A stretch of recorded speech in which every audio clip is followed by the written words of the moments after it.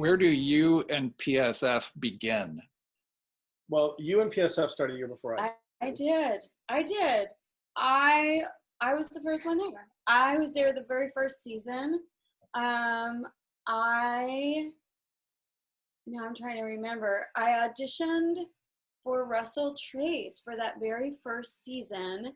And, when it was Allentown College, they had a summer theater that wasn't Shakespeare. It was like Agatha Christie. And so I had done a season of that as a post-grad, and then auditioned when the Shakespeare theater started.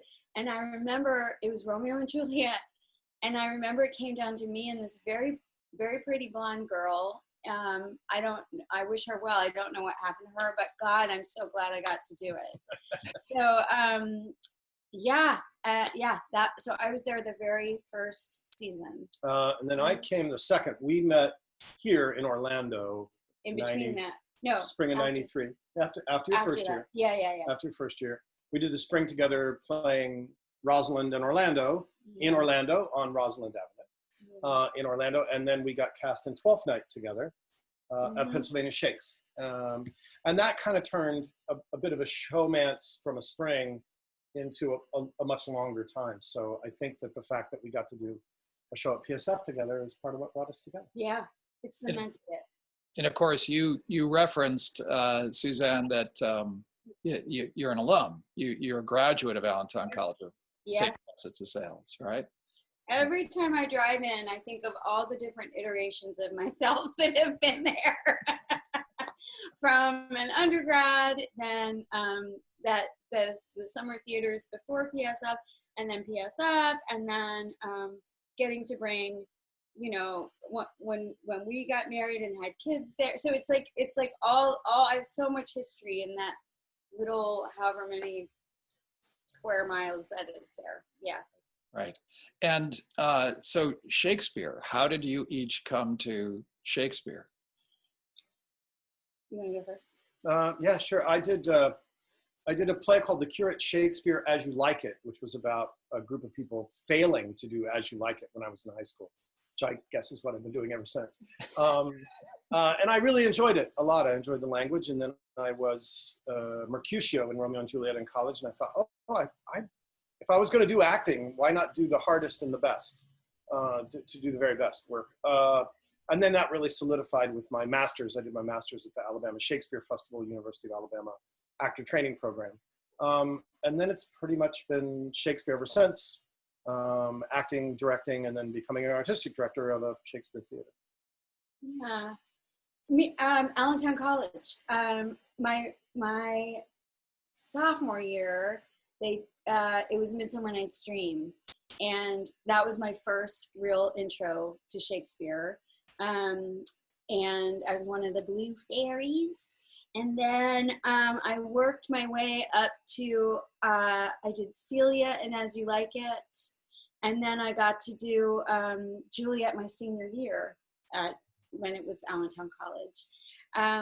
And I'm not a singer, but when that felt to me like getting to do arias, that felt like getting to be in Shakespeare, getting to do Shakespeare suddenly felt like whatever that rush is of tapping into something huge and getting to ride it. So I fell in love with it. And then quick shout out to the Arden Theater in Philadelphia. I started working there after my time at Allentown College and got to do a lot of exciting Shakespeare work there with Aaron Posner.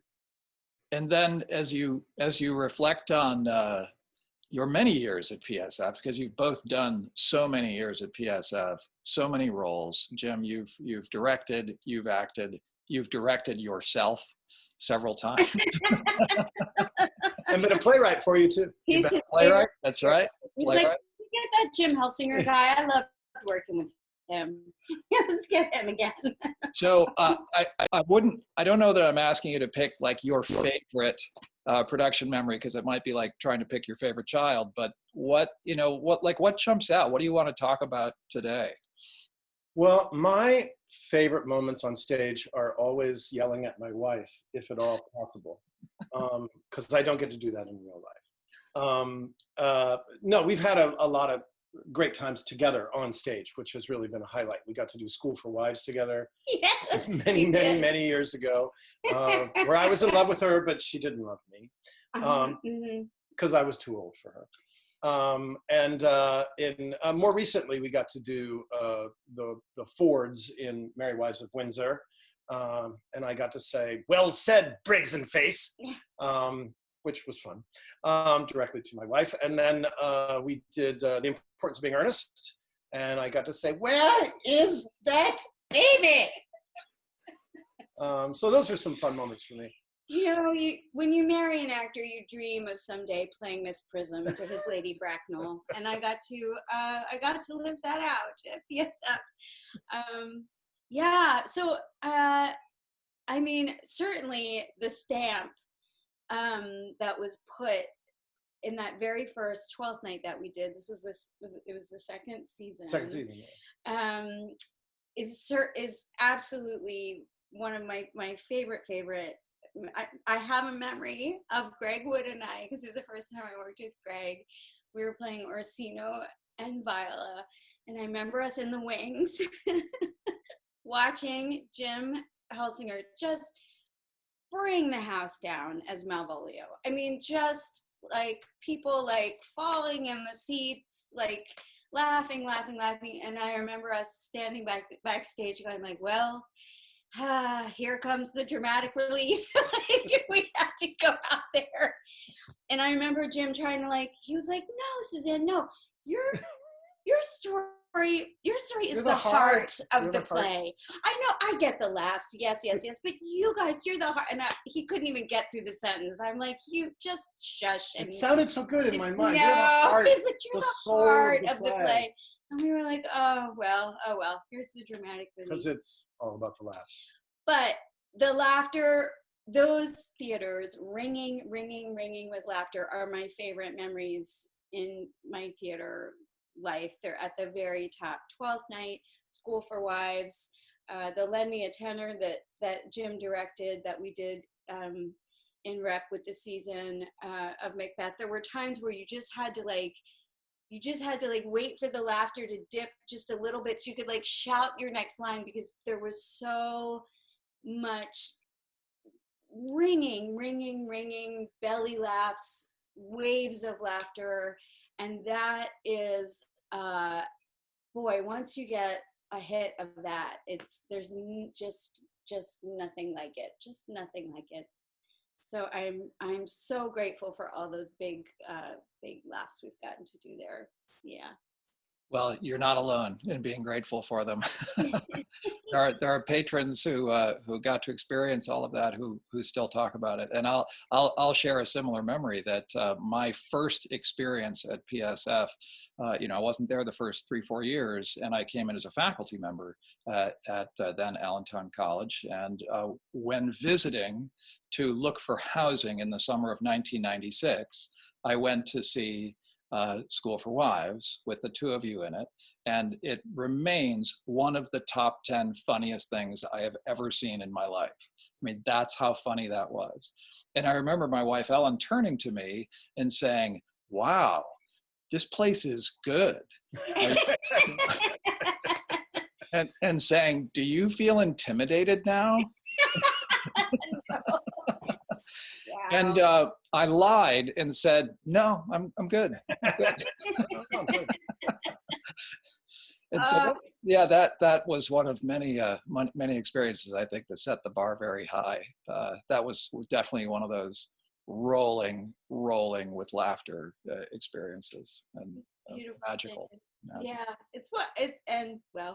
I can't wait till we can get do it back again. in and all do it. Yeah, right. Yeah. That's what we love. So yeah, why? I mean, it might be obvious given the conversation we've already had, but why do you keep coming back? My kids always do a thing after we see whatever movie. They're like, yeah, but the real lesson was the friends we made along the way, and they're being sarcastic, of course. But the work the people, if we like this whole thing of upending everything about how you thought your life was, and this time of pandemic, if nothing else, it makes you see what's really valuable. And to me, if we were to measure our wealth, our true wealth, not the numbers in our bank account, but if you could measure your wealth in evenings spent with good friends laughing, we are billionaires. And Pennsylvania has provided so much of that. The community that forms there, part of it is the living together, that it's just like nothing else. And the genuine love, respect, admiration of your colleagues feeds right into the work, and then feeds right into the living. And we've spent countless nights staying up way too late in sheer enjoyment of our colleagues and our playfellows, and that is a value beyond. We're wealthy. Top that, Jim. Yeah. I don't think I can. The work is great. I love doing Shakespeare. I love doing it with really good actors, good directors, good designers. And Pennsylvania Shakes has all of those. I've made a lot of friends, yeah, who are incredibly talented people. And it's great when those two things come together. It's not necessary. Somebody can be really talented and not really be your friend, and you work together. And somebody can be your good friend, and for whatever reason, you're not able to work together. But when that can come together, yeah, that's really awesome. So I think the work, the combination of it's great material, it's great artists working on that material, and then the environment. The summer in Pennsylvania is so beautiful in Central Valley. I get to run the rail trail every morning. That's gorgeous. The campus is gorgeous. There's a disc golf course on the campus. I like that because I'm a disc golfer. And then the audience is just amazing. There's a place on the main stage about 6-8 foot back, assuming the apron is in the orchestra pit, about maybe 8 feet back, where you can feel yourself hold the whole audience in one moment together, that we can all share one moment, one moment of being human, whether it's laughter or tears or love or pathos or family, and we can all share that moment together. That's really unique about human experience, and you really feel it on that stage. And then not the arena stage, what are we, Schubert. the Schubert stage now. Sorry, I'm using its old name. The Schubert stage is so intimate in its thrust, and it feels very, very, very Shakespearean, because that's very similar to Shakespeare's indoor theater, the thrust feel of it. And the number of times that audience members have singled themselves out talking back to us, awesome. Or laughing at a particularly inappropriate moment, and then everybody looking at them, it's like everybody's a family in the whole theater. The very first show we were doing, that Twelfth Night we were talking about, there's one point where Malvolio has been, they have this letter that he thinks is from somebody he loves, but it's not really, and they hide it. They put it in plain sight so he will find it. And we kept playing that no matter what he did, he didn't find it. And then finally he looked down and he saw it, and he looked at the audience like, where did that come from? And they laughed, and I looked down at it again, and they laughed, and I looked up again, and they laughed, I looked down again, and they laughed, and I thought, hey, I'll do it one more time. Why not, right? And I looked up again, and somebody in the audience, like in the third row, screamed, "Pick it up! Pick it up!" And then realized that she had screamed that in front of 600 people in a theater. And everybody looked at her. Oh, God, what did I just do? But she was that involved in the show. She was that invested in the show. And that was one of my favorite laughs of my whole lifetime. And I didn't even do it. It was me just reacting to her of, hello, okay, I guess I'll pick it up. Oh, my next line is, what have we here? Yeah. That was it. And then I picked it up. So there's a great connection with the audience there. You mentioned the just sense of esprit de corps, and how the work feeds the the life experience, and the life experience feeds the work. And I'm just reflecting back on how much each of you has done to help to foster that and to create that too. Jim, I remember during the Lend Me a Tenor Mackers rep, you were orchestrating Lend Me a Dinner, and we were having Lend Me a Dinner out on the lawn with you know, a wine, and everybody brought something, and I think you fired up the grill, and Carl Wallnow kept us falling out of our chairs with laughter. And so I you know, just thank you for not only being such an important part of Pennsylvania Shakespeare Festival, but really helping to create the thing. I mean, year by year, production by production, summer by summer, the two of you have been instrumental in making it what it is. So our favorite thing is turning the dorm room into like whatever the summer living is going to be. And Jim had even done like a PDF of like how to turn your dresser into your kitchen. How to like we're blessed now. Yeah. For audience members that don't know this, we're Yeah. blessed with graduate student housing that has kitchens. Yeah. But for many years, there were no kitchens at Pennsylvania Shakespeare, so you had to kind of make a makeshift kitchen. And those who have been here years would be teaching, okay, you pull the drawers out and then that becomes shelves. And then you do this. And then, okay, you take your hot plate this way. And yes, you can do the dishes in the bathroom, but you don't want to dry them in there. That's weird. And, you know, so eventually Richard Watson and I put a whole how to make your home away from home out of your furniture. And it was fun. It's like camping. It's a lot, camping indoors, but fun. Right. Yeah, I remember you created a white paper that we circulated then. Yeah. And for some folks who still live in that housing in the summer, we still circulate that. And there have been times when, you know, we're hiring somebody new to the festival, and they'll say, "I'm living in what?"